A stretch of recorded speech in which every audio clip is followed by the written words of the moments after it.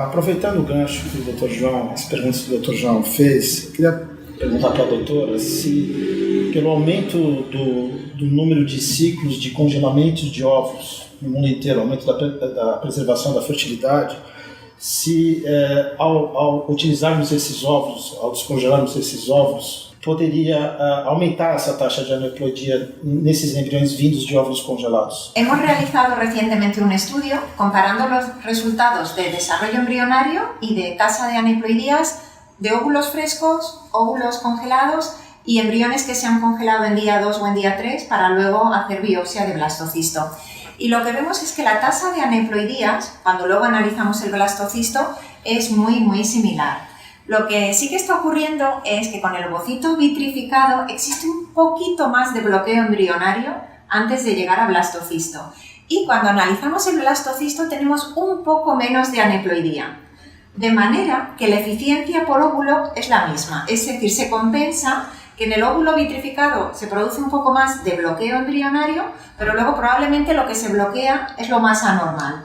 Y luego hay un poco menos de aneuploidía, pero si pensamos en la eficiencia por óvulo inicial, es muy similar entre óvulo fresco y congelado. Então isso é importante, Iso, porque as pacientes, né, que a gente está conversando cada vez mais sobre fertilidade, preservação da fertilidade, e elas pensam, bom, mas o quanto essa técnica pode prejudicar se hoje eu nem estou pensando em engravidar, eu não sei quantos anos vai ficar congelado esse material, então já tem muitos indícios, né, de que o tempo não é um problema, né? Então, cada vez mais é importante a gente, nós mulheres, termos ciências que a infertilidade está totalmente relacionada com a nossa idade, né? Porque a gente nasce com os nossos óvulos. Então, conforme a nossa idade vai passando, isso vai também diminuindo. Quanto antes a gente se interessar por preservação da fertilidade, antes a gente procurar o nosso ginecologista, o nosso médico, para ter essas informações e pensar na preservação, mais fácil vai ser de conseguir engravidar no futuro, independente se a gente vai esperar 2, 3, 5 ou até 10 anos. E aproveitando a expertise de vocês, eu gostaria de perguntar sobre o resultado que você tem nas biópsias dos chamados embriões mosaico. Eu gostaria que você explicasse o que é um embrião mosaico. Eu gostaria de saber da doutora Carmen o que se faz hoje com esses embriões mosaicos a nível mundial. Qual que seria a conduta frente a um diagnóstico de um embrião mosaico? O que você recomendaria, o que as entidades médicas recomendam nessa situação? Então, pessoal, só para a gente voltar no tema do mosaicismo e ninguém, né, não ficar com dúvidas sobre isso. Com o avanço e a entrada do NGS, das técnicas de NGS, a gente acabou possibilitando de ter um novo diagnóstico. Então hoje a gente tem embriões que são euploides, os que a gente considera normais para transferência, os embriões que são aneuploides, que são os alterados, que a gente não transfere, e uma pequena porcentagem então dos embriões mosaicos, que são o quê? Aqueles embriões que têm um pouco de células alteradas e um pouco de células normais.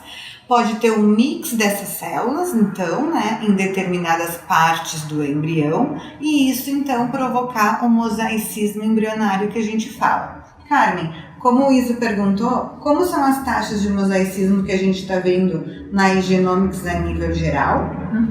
Bueno, pues es una pregunta muy interesante porque el mosaicismo no debe de preocuparnos. La incidencia en embriones que cultivamos en el laboratorio y que alcanzan el estadio de blastocisto es una incidencia que no va a ser superior al 5 o al 6% y no nos va a impactar en los resultados clínicos porque hay muy pocas parejas que no tengan un embrión normal y nos planteemos si transferir o no un embrión mosaico. En menos de un 1% de los casos nos encontramos con esta situación en la que no hay ningún embrión normal y tenemos un mosaico que no sabemos qué hacer. ¿Y qué ocurre cuando tenemos un embrión mosaico? Pues como ha dicho Marcia, el porcentaje de células que son anormales puede variar y cada vez hay más consenso. Estuvimos hace 2 semanas en el Congreso Internacional de PGD y ya vimos como la mayor parte de los grupos aceptan que si tenemos menos de un 50% de células anormales, esos embriones pueden tener una oportunidad. van a embarazar menos que un embrión normal, van a tener un poco más de tasa de aborto, pero pueden tener una oportunidad. Si los embriones tienen más de un 50% de células anormales, se van a comportar de una manera muy similar a embriones que son completamente anormales. Luego estos no serían candidatos a transferencia. Y de estos embriones que tienen menos de un 50% de células anormales, el porcentaje que nos encontramos no es superior a un 3%. Luego tenemos que pensar que depende del cromosoma. Todos somos muy cautos cuando tenemos, aunque sea un mosaico con pocas células alteradas para el cromosoma 21, porque sabemos del riesgo de Down. Entonces hay determinados cromosomas que si aparecen en mosaico, aunque sean bajo grado, no los vamos a considerar para la transferencia. Tampoco casos que pueden dar lugar a mosaicismo de placenta, como el cromosoma 2 o el cromosoma 7, porque sabemos que pueden dar lugar a retraso del crecimiento intrauterino que también pueden tener un riesgo. De manera que hay muy pocos casos de mosaicos que podamos considerar para la transferencia. A nivel mundial, lo que se está haciendo ahora es mantenerlos criopreservados y hacer un consejo genético reproductivo de valorar los riesgos o no. Hay parejas que prefieren realizar un nuevo ciclo de tratamiento para ver si tienen un embrión normal y otras parejas, pues imaginaros, mujer de 43 años que es su última oportunidad y que quiere intentarlo, pues se le explican las posibilidades y los riesgos. Eso sí, si se transfiere un embrión mosaico, siempre hay que hacer luego un diagnóstico prenatal. Y un diagnóstico prenatal con amniocentesis, no con biopsia de vellosidad coreal. Esto sí que es muy, muy importante, pero sobre todo informar muy, muy bien a la pareja. Então, minha pergunta para a doutora Carmen é uma situação clínica comum no consultório, né? Quando a gente explica o que é análise genética, o benefício é claro, quer dizer, a gente evitar a aneuploidia, diminui taxa de não implantação, diminui taxa de abortamento, mas ao mesmo tempo a gente falou que não é indicado para todo mundo. A gente tem algumas indicações, né? Por que não? Quais são os riscos de fazer a biópsia? Quando eu digo risco, nós estamos lidando com um exame que tem uma amostra de embrião, não é o embrião inteiro. Então a gente tem um risco de misdiagnosis, ou de diagnóstico não correto. E a gente tem um risco da própria agressão ao embrião. Como é que a senhora enxerga isso? Quais são os riscos da PGTA? Lembrando que para a gente conseguir fazer o teste genético pré-implantacional para aneuploidias ou para doenças monogênicas, a gente precisa realizar a biópsia embrionária. Como que é esse procedimento? Normalmente, o procedimento é dentro da clínica de fertilização in vitro, onde vocês coletaram os óvulos, onde os óvulos foram fertilizados com sêmen e onde o embrião acabou ficando os 5 dias em desenvolvimento até chegar ao estágio de blastocisto. Quando o embrião chega no estágio de blastocisto, seja ele no dia 5 ou no dia 6 de desenvolvimento, os embriologistas treinados vão lá e acabam então preparando o laboratório e preparando esses embriões para serem biopsiados. Essa biópsia vai ser uma manipulação pequena no embrião, onde vai ser possível a gente retirar de 4 a 8 células para então fazer a análise, né? Hoje em dia, 95% dos embriões são biopsiados, congelados, eles ficam na clínica onde vocês fizeram o tratamento e só a amostra da biópsia é enviada para o laboratório para então fazer o teste genético. Los riesgos de la biopsia son muy pequeños si estamos haciendo la biopsia en un centro que tiene mucha práctica en la biopsia embrionaria. Esto podría ser lo mismo que la amniocentesis. Los riesgos de la amniocentesis son muy bajos si tú te haces la amniocentesis en un centro muy experimentado. Y aquí podríamos aplicar lo mismo. La biopsia del trofoectodermo es muy inocua porque en este estadio el embrión soporta, tolera muy bien las agresiones y además vamos a extraer células que van a dar lugar a la placenta, que no son células propias de lo que va a dar lugar al feto. Pero claro, tenemos que hacer la biopsia bien, tener el equipamiento adecuado, la pericia adecuada, hacer la biopsia rápido para que el embrión no sufra por los cambios de temperatura y luego extraer una cantidad aceptable de células, entre 4 u 8 células, no podemos extraer muchas células. Entonces, haciéndolo en condiciones controladas, el impacto se ha demostrado en varios trabajos que es mínimo. Luego sí que es cierto que tenemos unas limitaciones biológicas en el embrión, como es el mosaicismo. Tenemos que aceptar que dependiendo de dónde esté la aneuploidía, si hay un mosaico, a lo mejor al hacer la biopsia pues encontramos diferencias en los resultados. Nosotros tenemos también la experiencia de nuestros compañeros de Italia, de proyectos de investigación, que cuando haces 2 biopsias de 2 zonas distintas del embrión, para lo que sería aneuploidía completa, por ejemplo un cromosoma 21, un cromosoma 13, la concordancia es prácticamente del 100%, es decir, no hay diferencias. Baja un poco la concordancia si lo que hemos detectado en la primera biopsia es un mosaicismo. Ahí sí que baja un poquito la concordancia. Pero para lo que realmente tiene riesgo grande, que sería la aneuploidía toda de todo el cromosoma, la concordancia es muy alta con las técnicas actuales. Nós sabemos, então, que o embrião, para ser biopsiado, ele precisa chegar no estágio de blastocisto, como já foi dito, que ele tem assim, cerca de 120 células. A gente sabe que alguns embriões também chegam nesse estágio em dia 5 ou em dia 6 e às vezes até em dia 7. Gostaria de saber se um blastocisto biopsiado em dia 5 tem a mesma chance de ser euploide em relação a um blastocisto biopsiado em dia 6 ou 7 e uma vez sendo euploide, se esses blastocistos teriam a mesma chance de proporcionar uma gravidez. Pues para esta pregunta es muy importante tener en cuenta si biopsiamos los embriones en día 5, día 6 o día 7 en base a su desarrollo embrionario o porque todos los embriones los dejamos crecer hasta día 6 o día 7. Y me voy a explicar con esto. Los embriones van creciendo, unos embriones van más rápido y otros embriones van más lento. Si nos fijamos en el desarrollo y la velocidad de crecimiento de los embriones, aquellos embriones que biopsiamos en día 5, la media es que un 50% son aneuploides. Si hay embriones que van un poquito más lentos y llegan a estar en el estadio más expandido en día 6, su porcentaje de aneuploidía es como 5 puntos superior, un 55%, pero todavía muy bien. Y si tenemos embriones muy lentos que llegan a blastocisto en el día 7 y que ya sería el extremo, aquí tienen un poco más de aneuploidías, aquí sí que tienen más de un 60%.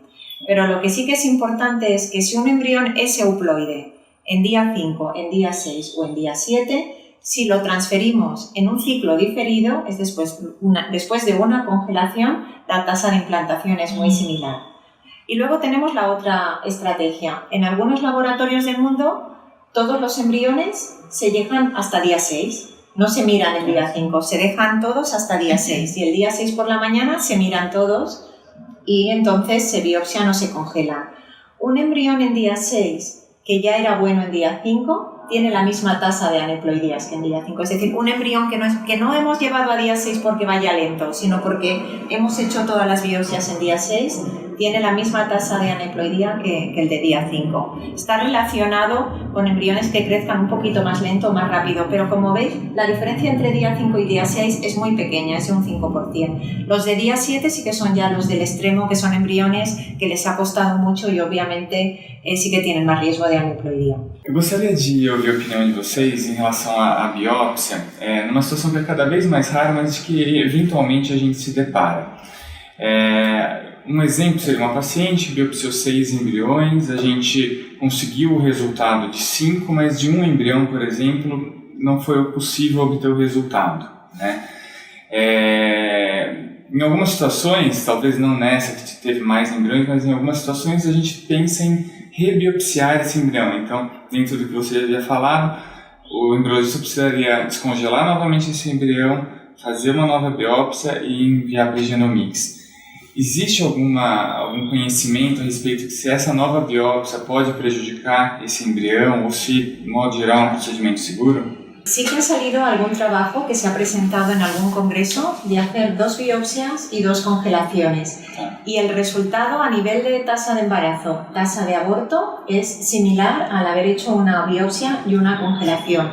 Lo que sí que tiene que ser es que después de la primera congelación el blastocisto se descongele y reexpanda bien, pero si el blastocisto expande bien y tú sigues viendo bien la masa celular interna, que puedes hacer una biopsia clara, los resultados que se han publicado es que son las tasas de embarazo muy parecidas y siempre añades un poco más de posibilidad a esa pareja porque tiene un embrión más para su tratamiento. Quando é realizada uma segunda biópsia sobre o embrião, esse embrião ele é recongelado e transferido no futuro como na primeira biópsia ou ele é transferido a fresco? O que você sugere? Lo más frecuente es que sea otra vez congelado y realizado el análisis. Es lo más frecuente porque en casi todos los laboratorios el laboratorio de diagnóstico genético está a cierta distancia y tiene que ser transportada la muestra. Es lo más habitual. E hoje também a gente está vendo que as técnicas de vitrificação, né, que são congelamento embrionário ou de óvulos, enfim, estão tão boas e tão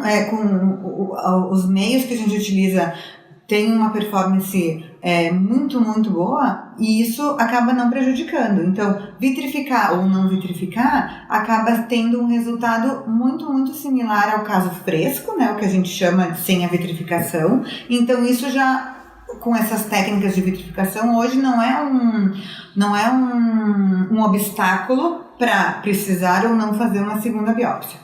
Por outro lado, né, o porquê que às vezes a gente precisa fazer uma segunda biópsia. Então, por que a gente não tem resultado, né, numa análise genética para aneuploidias às vezes? Muitas vezes a gente tem que pensar que tem vários parâmetros que a gente tem que seguir, né? Então, nem sempre o embrião é ótimo, tem uma morfologia ótima para a gente fazer uma biópsia. Às vezes tem uma célula ou outra que não são tão boas assim e a gente acaba fazendo então essa biópsia, pega essas células e acaba dando então uma falha de amplificação que a gente chama. Por outro lado, às vezes o embrião está muito grande, muito expandido. E quando os embriologistas vão biopsiar, ele é mais difícil de manipular. E aí acaba tirando pouquinhas células. Então, e essas poucas células que tira também não são suficientes para a gente ter um sequenciamento com segurança, né? E claro, às vezes a gente tem que pensar que a manipulação, a gente precisa manipular o quanto menos possível na clínica. Então, os embriologistas vão lá com maior cuidado, né, pensando que estão fazendo a melhor coisa, mas o fragmento o pedacinho que eles tiram é muito, muito, muito pequeno, né? Pensem que o embrião, no estágio de blastocisto, tem ao redor de 120 células. E eles tiram apenas uma média de 5 para fazer as análises. Então, é um oceano, né, onde a gente vai tentar ali pegar um peixinho para fazer essa análise. E às vezes acaba então que esse peixinho escapa. E por isso que dá uma falha de amplificação. E tem casos em que a gente acaba não detectando material genético, que é o DNA não detectado. O que é isso? Quando a gente acaba biopsiando um embrião e ele não tem uma qualidade muito boa. As células que chegam para nós acabaram se degradando. Elas morreram no meio do caminho. E aí, se a gente não tem uma célula íntegra com um núcleo, a gente não consegue extrair esse DNA para analisar. E aí acaba acontecendo isso, então. Mas, mesmo tendo uma falha de amplificação ou um DNA degradado, é possível sim a gente fazer uma segunda biópsia e obter um resultado, né, se o embrião for de boa qualidade.